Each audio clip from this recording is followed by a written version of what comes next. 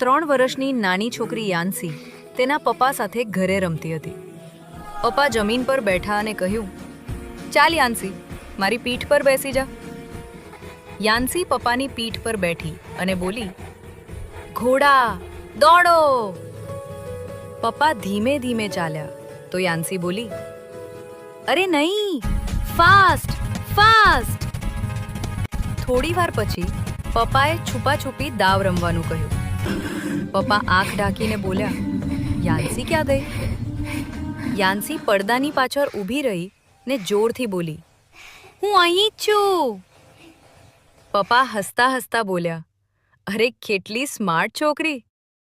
પછી યાન્સીએ પપ્પાને ટોપી પહેરાવી અને ચશ્મા લગાવી દીધા. યાન્સી બોલી, તમે મારા સુપર હીરો.